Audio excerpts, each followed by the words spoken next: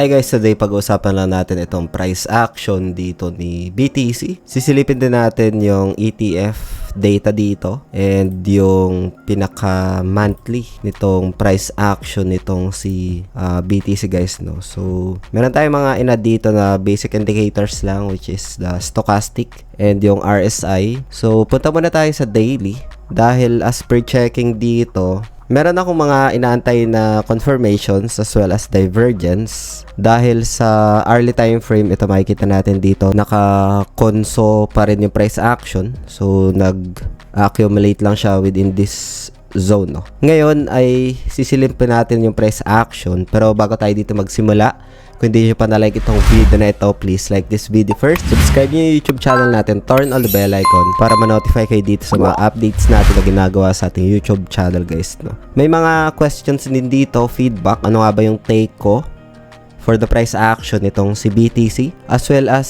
yung tingin ko. It's only a probability next year, 2026, no? So, meron nga akong mga inaantay na confirmation. So, before kasi meron tayong nakita na divergence, no? Ito, noong April na confirm. And it takes, how many days ito? Halos isang buwan. Pero dito kasi, nag-start to November 21, pero sobra isang buwan na, 38 days na. So, yun yung isa sa mga inaantay ko dito. Ang isa sa mga confirmations ko dito guys is that yung, again, no, it's my own opinion lang dito. And then again, itong video natin today is just for ideas lang, for reference. It doesn't qualify as an investment or financial advice. Hindi po financial advisor, and just want to share my experience lang dito guys, no. As per checking, nag-dip tayo around 80k, no, if I'm not mistaken, itong lows na ito. Ayan, 80,500 zone. Before kasi itong area din na ito is, I would say it's a magnet zone dahil pag tumatama yung price action dyan, nagbabounce, no. And yung confirmations dito guys na inaantay ko talaga is that yung retest na lang dito around 74, 76 zone, itong area na ito guys, no, para magkaroon siya dito ng divergence ito sa liwaan, just like what happened dito. Can be considered din naman itong structure na ito, pataas yung price action. Yan, going up yung price action can be, like for example, this one. Yung oscillators natin is stochastic. Ayan, oh, paangat din siya. So, this one can be considered as another bullish divergence, no. So, the price action is going up. Oscillators stochastic is going up as well, guys, no. Pero, mas convinced ako dito if ever na i-retest niya pa ito. Kailangan niya lang magkaroon ng breakdown dito sa nilagay natin na diagonal support trend line. If ever na magkaroon ng breakdown, I'm waiting for a retest dito sa zone na ito, no. Like around 74 territory. And kung sakali man na mapuntahan niya to, we'll see pa, kasi if ever man na mas magkaroon pa ng sell-off dyan, there's a probability na baka we're on the bear market na talaga, no. Pero ito kasing gantong move is mas mahaba na yung corrective compare sa impulse, no. It's very crucial yung price action ngayon. We can see volume sa commodity like silver going all-time highs and gold, no.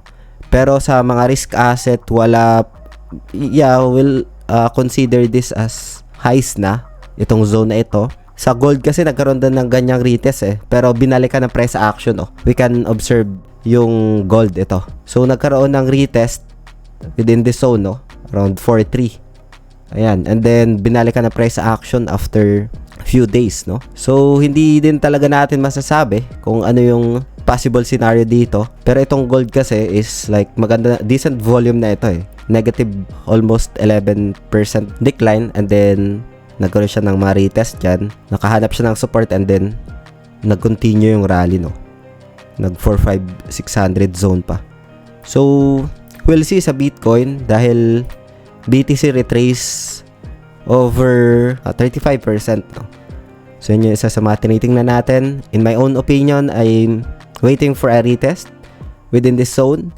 Scenario sa upside, if ever man na magkaroon ng divergence dyan tapos na-respect, is that there's a probability na pwedeng magkaroon ulit ng retest sa previous highs. Pero kailangan niya ulit basagin yung dating support na magiging resistance, which is around 100k. And another scenario is that pwede na ito na can be considered as a potential continuation sa upside if ever na mabasag niya to. Downside scenario natin, magkaroon ng breakdown at balikan niya tong zone na ito. If ever na hindi kayang hold, we can see another lows around 68k zone.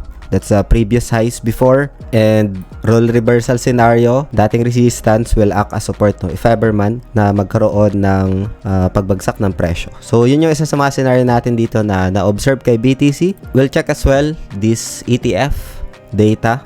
So sa monthly, we can observe a 2-month consecutive negative net inflow dito. Like November, we can observe 3.48 billion net inflow. December, hindi pa naman tapos, 1.1 billion. But we observe for the past couple of months, like for example, nung July, 6 billion yung inflows dito.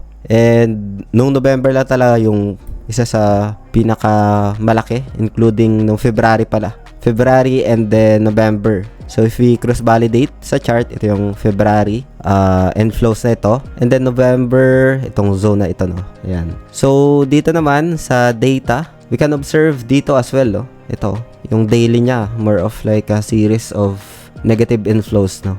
Weekly naman, ayan, makikita natin na we observe dito ng 2 negative inflows. Ayan. Sa monthly, yan yung na-observe natin kanina sa data. Ito. Pero we'll see. Kasi after 2 months consecutive, we can observe dito for the past couple of months. Nagkaroon siya ng momentum, no? Yun. Opinion ko dito sa price action, it's very crucial for me. It's hard to say na we're in a bear market kasi we observe like commodity, andun pa yung volume, may volume pa rin sa commodity umangat yung silver and gold Pero sa risk assets like Bitcoin, ay consolidate lang din siya. And then as per checking sa Friend Grid Index, is nasa 23. Nag-dip to ng around 13. Tapos, like noong November, if I'm not mistaken, below 15. Pero yung percentage decline lang is around 30 or negative 30 guys. So but that's a huge decline pa rin. Friend Grid Index, isa din sa mga na-observe natin. It's hard to say we can still consider as a bear market as long as na below yung price action dun sa previous highs guys, no? And we have videos dito na get some take profits if you cross-validate or if you check nung mga videos natin sa ating YouTube channel. We have some sell na dito sa zone na ito. And taking profits is one of the strategy din. Yan guys, hope you got some insights dito. Feel free to comment lang kung meron kayong mga questions. Yun lang for today. Maraming salamat ulit sa panunood. Happy New Year and peace out. Bye for now.